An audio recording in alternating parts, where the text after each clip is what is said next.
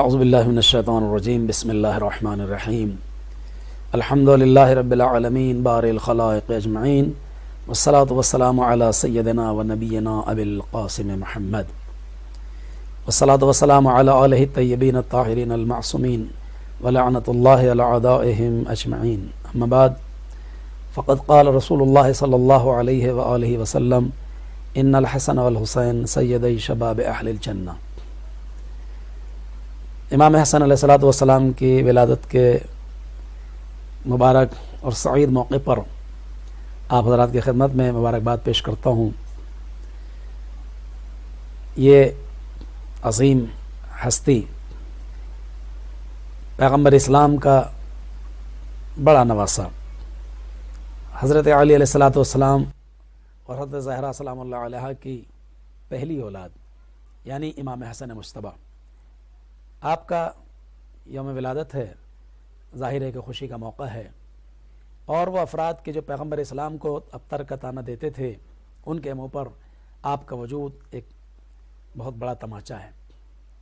ہمارے لیے بھی اور اس کائنات کے لیے بھی خوشی کا موقع ہے کہ ہم پیغمبر اسلام کے گھر میں بہار کی آمد کو دیکھ رہے ہیں، امام حسن اور امام حسین علیہ الصلوۃ والسلام کہ جن کے لیے پیغمبر اسلام نے ارشاد فرمایا یہ دونوں میرے پھول ہیں۔ امام حسن جن کی شخصیت بہت عظیم ہے، حشام ابن سالم نے امام جعفر صادق علیہ السلام سے پوچھا، مولا امام حسن اور امام حسین میں افضل کون ہے؟ تو اس وقت امام جعفر صادق علیہ السلام نے ارشاد فرمایا کہ امام حسن علیہ السلام۔ یہاں مسئلہ افضلیت کا اس عنوان سے نہیں ہے، بلکہ شاید اس عنوان سے ہو کہ چونکہ جو دور امامت امام حسن کا تھا وہ دور امامت امام حسین کا نہیں تھا، اور جیسے کہ ہمارے علماء نے بھی اس کی طرف اشارہ کیا ہے کہ امام حسن امام حسین کے بھی امام ہیں۔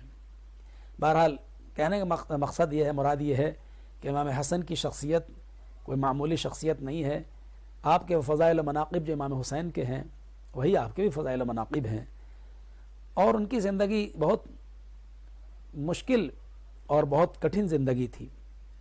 آپ 15 رمضان سن 3 ہجری میں آپ کی ولادت باسعادت ہوئی۔ امام حسن کا نام خود اللہ نے رکھا۔ جب امام کی ولادت ہوئی اور پیغمبر اسلام بی بی کے یہاں تشریف لائے تو پوچھا کہ کیا نام رکھا ہے؟ تو مولا کائنات نے فرمایا اور بی بی نے فرمایا کہ ہم آپ کے اوپر کیسے سبقت کر سکتے ہیں، ان کا نام تو آپ ہی رکھیں گے۔ اسی وقت جبرائیل امین نازل ہوئے اور اللہ کا پیغام پیغمبر اسلام تک پہنچایا کہ اس نے درود و سلام کے بعد فرمایا ہے کہ ہم نے ان کا نام حسن رکھا ہے، ویسے ہی رکھا ہے کہ جیسے جناب ہارون کے بچوں کے نام شبر اور شبیر تھے، تو ان کا عربی ترجمہ حسن اور حسین ہوتا ہے۔ بہرحال امام حسن کا نام رکھا گیا، اور آپ نے اپنے نانا کی آغوش میں اور اپنے بابا کی آغوش میں اور اپنی ماں کی آغوش میں تربیت حاصل کی۔ امام حسن علیہ السلام کی زندگی مولا کائنات کی زندگی کے بعد بہت زیادہ مشکلات کا شکار ہوئی۔ آج کی اس مختصر سی تقریر میں میں یہ کہنا چاہوں گا کہ جو امام کے ساتھ جو مشکلات تھی وہ بہت زیادہ مشکلات تھیں، جیسے کہ بچپن میں خود مولا کائنات کے حق کا چھن جانا، بی بی کے اوپر ظلم و تشدد کا ہونا، اور پھر سن 40 ہجری میں مولا کائنات کی شہادت کا واقع ہو جانا، یہ سارے مسائل امام حسن نے خود اپنی آنکھوں سے دیکھے۔ لیکن مولا کائنات کی شہادت کے بعد جو زندگی تھی وہ بڑی مشکل زندگی تھی۔ ایسے حالات میں امام کے سامنے 4 قسم کے افراد کم سے کم تھے، جن 4 گروہ تھے۔ ایک گروہ وہ تھا جو بنی امیہ کا تھا، ایک گروہ وہ تھا جو خوارج کا تھا، جو بہت بدترین دشمن تھے، اور انہوں نے امام حسن کی بیعت کرتے وقت بھی جو دوسرے گروہ تھے مخالف ان کے ساتھ جنگ کی شرط رکھی، یعنی وہ امام کے طرفدار نہیں تھے، لیکن وہ خود مولا کائنات کے دشمن تھے، بدترین دشمن تھے، انہی خوارج میں تھے، خود ابن ملجم بھی تھا۔ بہرحال یہ لوگ وہ تھے کہ جو اہل کوفہ کے درمیان زیادہ بنسبت دوسروں کے جنگ پر مصر تھے۔ تیسرا گروہ وہ تھا جو متذبذب تھا، یعنی جن کی سمجھ میں نہیں آ رہا تھا کہ وہ کیا کریں، ان لوگوں میں سے رکھیں یا ادھر کے رکھیں، بنی امیہ کے طرفدار ہوں یا امام حسین کا ساتھ دیں، یا خوارج کا ساتھ دیں، یا امام حسن کا ساتھ دیں۔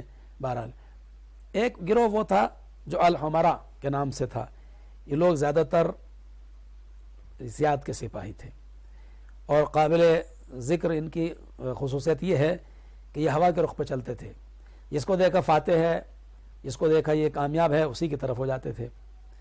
اور ایک گروہ وہ تھا جو سادے افراد تھے، وہ ان سارے گروہ کے درمیان ایک گروہ وہ کہ جو امام حسن علیہ السلام کا پیروکار تھا، ان کے طرفدار تھے۔ لیکن مشکلات یہ ہے کہ وہ بہت زیادہ بڑی تعداد میں نہیں تھے، اور ان کے یہاں بہت زیادہ استقامت بھی نہیں تھی۔ البتہ ان تمام چیزوں کے باوجود بھی امام نے اس دور کو کیسے سنبھالا اور کیسے اس میں زندگی گزاری، یہ بہت اہم مسئلہ تھا۔ صورتحال یہ بنی اور یہ صورتحال پیدا ہوئی کہ امیر شام نے امام حسن سے مقابلہ کرنے کے لیے ٹھانی، اور باقاعدہ لوگ آتے تھے اور کہتے تھے آپ جنگ کیوں نہیں کرتے۔ ایسی صورت میں بڑی مشکلات تھیں امام کے ساتھ۔ 4 ممکنہ راستے تھے۔ پہلا راستہ یہ تھا کہ جو اسرا اور رؤسا اور بااثر لوگ تھے، آپ ان کے عہدوں کی طرف مائل فرماتے، اور لوگوں نے کہا بھی کہ مولا آپ جو بااثر لوگ ہیں، جو رؤسا لوگ ہیں، ان کو عہدے دے دیجئے تاکہ وہ خاموش ہو جائیں۔ امام نے بڑا عجیب و غریب جملہ کہا، کیا تم یہ چاہتے ہو کہ میں ظلم کے سہارے کامیابی حاصل کر لوں؟ خدا کی قسم یہ کبھی نہیں ہوگا۔ دیکھا آپ نے، یہی بات مولا کائنات نے فرمائی تھی جب لوگوں نے کہا تھا کہ یا علی آپ نے امیر شام کو برطرف کیوں کر دیا ہے، کیوں آخر آپ اس سے جنگ کرنے، یعنی اس سے اختلاف پیدا کرنا چاہ رہے ہیں، کیوں اس کی مخالفت کر رہے ہیں؟ امام نے فرمایا تھا علی کے لیے ایک لمحے کے لیے بھی یہ ممکن نہیں ہے کہ وہ کسی ظالم کو اس کے عہدے پر باقی رکھے، یعنی ظلم کا ساتھ دے۔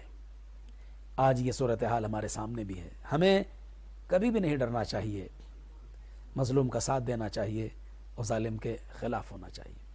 دوسرا راستہ یہ تھا مولا کائنات کے بیٹے امام حسن مجتبیٰ کے سامنے کہ آپ ابتدائی سے سلو کر لیتے، جبکہ اور اس صورت میں یہ ہوتا کہ امت عیش و آرام کی زندگی کی طالب تھی ہی، وہ چاہ رہی تھی پبلک یہی کہ عیش و آرام کرے، لیکن یہ بھی راستہ امام نے ابتدا میں اختیار نہیں کیا، کیونکہ دونوں صورتوں میں کوئی مثبت پہلو نہیں نکل رہا تھا۔ تیسرا راستہ یہ تھا کہ ایک بے فائدہ جنگ لڑتے، اور اس کا نتیجہ یہ ہوتا کہ آپ بھی شہید ہو جاتے اور آپ کے تمام اصحاب شہید ہو جاتے، ایسا شہید ہو جاتے۔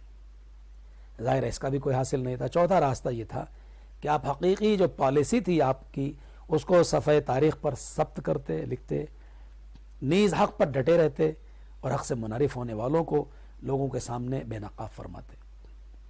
یہی امام نے راستہ اختیار کیا، اور بہت سے لوگوں نے آپ پر الزام بھی لگایا، مثلا یہ کہا کہ جنگ سے جان چھڑا کر آپ آرام و سکون کی زندگی گزارنے کے لیے آپ نے بے ہمتی کا ثبوت دیا ہے، لیکن ایسا نہیں ہے۔ امام اگر اچانک بے نتیجہ جنگ لڑتے تو یہ ایسے ہی ہوتا جیسے عبد الملک کے ساتھ عبداللہ ابن زبیر والی جنگ ہوئی تھی، جس میں وہ اس کے تمام قریبی ساتھی کام آئے اور اس کو کوئی حاصل نہیں ہوا۔ بہرحال یہ سارے مسائل امام کے ساتھ تھے، اور خود امام نے آپ کے زمانے میں آپ کے دور کے لوگوں کی جو صورتحال تھی اس کے بارے میں امام نے فرمایا، میں نے اہل کوفہ اور ان کا مزاج کہ جو بار بار بدلتا رہتا ہے اس کو خوب سمجھ لیا ہے۔ یہ لوگ میرے کسی کام نہیں آ سکتے ہیں، ان میں وفا کا شائبہ ہے ہی نہیں، نہ یہ ان کے قول و فعل کا کوئی اعتبار ہے، یہ افتراق و انتشار کا شکار ہو جاتے ہیں. زبان سے یہ کہتے ہیں کہ ان کے دل ہمارے ساتھ ہیں، حالانکہ ایسا نہیں ہے، ان کی تلواریں ہمارے خلاف ہیں اور بے نیام ہیں. دوسری جگہ ارشاد فرماتے ہیں مولا تم لوگوں نے مجھے دھوکہ دیا جس طرح سے مجھ سے پہلے والے لوگوں کو دیا گیا تھا. میرے بعد کس امام کی رقام میں جنگ کرو گے؟ کیا اس کافر اور ظالم کے ہمراہ جسے خدا اور رسول کے اوپر کوئی ایمان نہیں ہے؟ خدا کی قسم ہم نے ذلت پسندی یا کمی کے باعث، اپنی تعداد کی کمی کے باعث شامیوں کے ساتھ جنگ سے ہاتھ نہیں کھینچا ہے. ہم تو صبر و صلح کے ہتھیار سے ان کا مقابلہ کریں گے. امام کی یہ صورتحال جو امام کے سامنے تھی بڑی مشکل صورتحال تھی. جب لوگ امام کے خدمت میں آئے اور انہوں نے اظہار عقیدت کیا تب آپ نے فرمایا، اور لوگوں نے کہا امام سے آپ اپنے والد کے جانشین ہیں، ہم آپ کے مطیع و فرما بردار ہیں، جو حکم ہو وہ دیجئے تاکہ ہم اس پر عمل کریں. اس وقت امام نے فرمایا تھا خدا کی قسم تم جھوٹ بولتے ہو، خدا کی قسم تم نے اس شخص کے ساتھ وفاداری نہیں کی جو مجھ سے بہتر تھا، یعنی مولا کائنات. مجھ سے کیا وفا کرو گے؟ میں کیوں کر تم پر اعتبار کروں اور اعتماد کروں؟ مجھے تم لوگوں پر بھروسہ نہیں ہے. اگر تم سچے ہو اور اپنے وعدے میں پکے ہو تو مدائن کی فوجی چھاونی ہے، وہاں جاؤ، وہاں جمع ہو کر دکھاؤ. اس کے بعد امام نے ان کو مدائن کی طرف بھیجنے کے لیے کہا اور امام خود چلے گئے، لیکن لشکر نے آپ کا ساتھ چھوڑ دیا. بہرحال یہ صورتحال ہوئی اور ایک موقع پھر وہ آیا کہ جب امام خود ایک چھوٹے سے لشکر کے ساتھ امیر شام کے مقابلے کے لیے چلے، اور پھر جب مقابلہ ہوا، سامنے ہوا، اور صورتحال ایسی بنی کہ اگر امام جنگ کرتے تو جو امام کے ساتھی تھے وہ بھی شہید ہو جاتے. تب امام نے فرمایا مجھے اس بات کا خوف ہے کہ کہیں مسلمان صفحہ ہستی سے ختم نہ ہو جائیں. اسی بنا پر میں نے بہتر سمجھا کہ دین کا نام لیوا لوگ باقی رہیں. اور پھر صورتحال کچھ ایسی بنی کہ خود امیر شام بھی سمجھ رہا تھا کہ اگر ہم جنگ کریں گے تو شاید اس کا زیادہ اچھا نتیجہ نہیں نکلے گا، اور وہ مجبور ہو گیا خدائی قہر کی بنیاد پر اور ایک نظام پروردگار کی بنیاد پر کہ وہ امام سے صلح کرتا. اور جب صلح ہوئی تو جو اس کے نکات ہیں ہم ان کو پیش کر کے آپ کی بات کو، اپنی بات کو تمام کر رہے ہیں اور آپ کی زحمت کو تمام کر رہے ہیں. لوگ کہتے ہیں کہ امام نے صلح کی تو امام کو کیا فائدہ ہوا، لیکن یاد رکھیے صلح نہیں ہے، بلکہ یہ وہ حقیقی کامیابی تھی کہ جس کو جتنا بھی مورخ پڑھے گا، جتنا بھی تحقیق کرنے والے تحقیق کریں گے، وہ ضرور یہ کہنے پر مجبور ہو جائیں گے کہ یہ امام کی بہت عظیم اور بڑی کامیابی تھی. شیخ رازی آل یاسین کی کتاب صلح حسن، اس میں وہ لکھتے ہیں کہ جو شرائط تھی صلح کے، جو صلح نامہ کا جو میٹر تھا وہ یہ تھا کہ حکومت معاویہ کے حوالے کی جائے اس شرط پر کہ وہ کتاب خدا، سنت رسول اور صالح خلفاء کی سیرت پر عمل کرے. صالح خلفاء، نیک خلفاء کی سیرت، سب کی پر نہیں.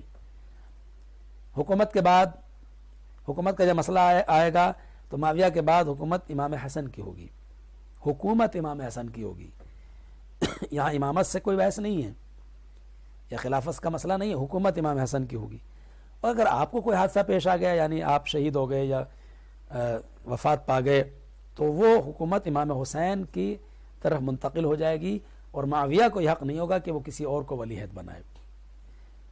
تیسری بات یہ ہے کہ معاویہ کو حضرت علی علیہ الصلوۃ والسلام پر سب و شتم کرنے کا کوئی حق نہیں ہوگا، وہ اس سلسلے کو بند کرے گا. جو ممبروں سے علی کو برا بھلا کہا جا رہا ہے وہ نہیں کہا جائے گا، ان کے بارے میں صرف نیکی اور خیر کا ذکر کیا جائے گا. چوتھی بات یہ کہ کوفے کے بیت المال میں سے جو کچھ ہے وہ اس کا تعلق امیر شام سے نہیں ہوگا، وہ خود امام حسن کے لیے معاویہ چھوڑ دے گا، اور خود اس کے علاوہ بھی 30 لاکھ درہم سالانہ امام حسن کو دے گا. اور دوسری بات یہ کہ خود بنی امیہ پر بنی ہاشم کو ترجیح دے گا ان معاملات میں. اور جنگ جمل اور جنگ صفین میں جو علی کے ساتھ شہید ہو گئے ہیں ان کی اولادوں میں 10 لاکھ درہم تقسیم کرے گا، اور یہ مال اہواز کے قریب جو واقع فارس کا ایک صوبہ ہے اس کے خراج سے ادا کیا جائے گا۔ میری جان قربان ہو جائے کہ آپ نے کتنی عظیم طریقے سے ان کا بھی خیال رکھا کہ جو علی کے ساتھ شہید ہو گئے تھے اور ان کے بچے یتیم تھے۔ اور 5ویں بات یہ کہ ہر جگہ لوگ امن و امان میں رہیں گے، چاہے وہ شام ہو، چاہے وہ عراق ہو، چاہے حجاز ہو، چاہے یمن ہو، سب جگہ امن رہے گا۔ اور جو لوگ اگر کچھ غلطی کر بیٹھیں گے تو معاویہ ان سے چشم پوشی کرے گا اور ان کے گزشتہ اعمال سے کوئی سروکار نہیں رکھے گا۔ پتہ چلا پچھلی باتوں کو اکھاڑ کر امیر شام یعنی معاویہ اپنا انتقام لے رہا ہے، ایسا نہیں ہوگا۔ اہل عراق سے کینہ اور عداوت کی بنیاد پر انتقام نہیں لے گا۔ علی کے اصحاب جہاں بھی ہوں گے وہ امن میں رہیں گے اور آپ کے شیعہ کو کہیں بھی کوئی اذیت نہیں پہنچائی جائے گی۔ ہر صاحب حق تک اس کا حق پہنچا دیا جائے گا، اور جو علی کے اصحاب علی کے پاس ہے وہ انہی کے پاس رہنے دیا جائے گا۔ اور اس کے علاوہ امام حسن یعنی حسن ابن علی اور آپ کے بھائی حسین اور دیگر اہل بیت رسول کے ساتھ کسی قسم کی خفیہ یا اعلانیہ بدسلوکی نہیں کی جائے گی۔ اس طریقے کے جو تمام شرائط تھے ان پر امام حسن نے دستخط کیے اور امیر شام نے بھی دستخط کیے۔ میں ایک سوال کرنا چاہتا ہوں یہاں پر آخر کلام میں، اس میں کون سا پہلو ایسا ہے، کون سا پوائنٹ ایسا ہے کہ جو امام حسن کی طرف جس کا فائدہ نہیں جا رہا ہے؟ یعنی امام حسن سے مراد امت مسلمہ، دین کی طرف جس کا فائدہ نہیں جا رہا ہے، ہر چیز کا فائدہ دین کی طرف جا رہا ہے۔ اور امیر شام کے لیے یہ بات مجبور ہو گیا امیر شام کہ اس پر دستخط کرے، اور یہ صلح نہیں بلکہ میں کہوں گا کہ یہی فتح مبین تھی، یہی ایسی فتح تھی کہ جو ہمیشہ ہمیشہ کے لیے تاریخ میں ثبت ہو گئی، جس کے لیے پیغمبر اسلام نے فرمایا تھا میرا یہ بیٹا میری طرح سے صلح کرے گا۔ لوگ سمجھ رہے ہیں دب کے صلح کی، لیکن حقیقت میں یہی کھل کر اور واضح طریقے سے کامیابی ہے۔ ہمارا درود و سلام ہو اس امام پر کہ جس نے اپنی مختصر سی زندگی میں، عظیم ترین زندگی میں، ایسی زندگی جو صرف 47 سال پر مشتمل تھی، 28 صفر سن 50 ہجری میں امام کی شہادت واقع ہوئی، جو امیر شام کے ہی ذریعے جو وہی اس کا سبب بنا۔ بہرحال لیکن اس مختصر سی زندگی میں امام نے وہ تمام چیزیں ہمارے سامنے پیش کر دی کہ جو ایک امام واقعی اپنے دور میں اور اپنے بعد میں آنے والے دور میں پیش کر سکتا ہے۔ امام کے 2 قول، جب امام سے کسی نے پوچھا کہ جہل کیا ہے تو امام نے فرمایا حالات پر قابو پانے سے پہلے جلد بازی کرنا اور جواب دینے سے عاجز ہو جانا، یہی جہالت ہے۔ بہت سے مواقع ایسے ہیں کہ جہاں سب سے بہترین مددگار خاموشی اختیار کرنا ہے، اگرچہ تم بولنے والے ہی کیوں نہ ہو۔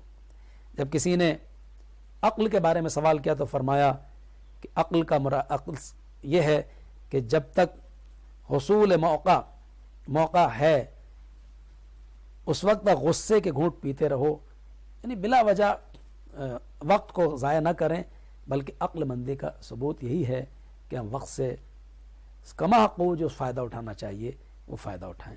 بہرحال خداوند عالم امام حسن مصطفیٰ کے صدقے سے اس وقت جو مشکلات ہیں، جو صورتحال ہے امت مسلمہ کے سامنے، اس کو دور کرے اور عالمی طور سے کرونا جیسی بیماری کو دور فرمائے۔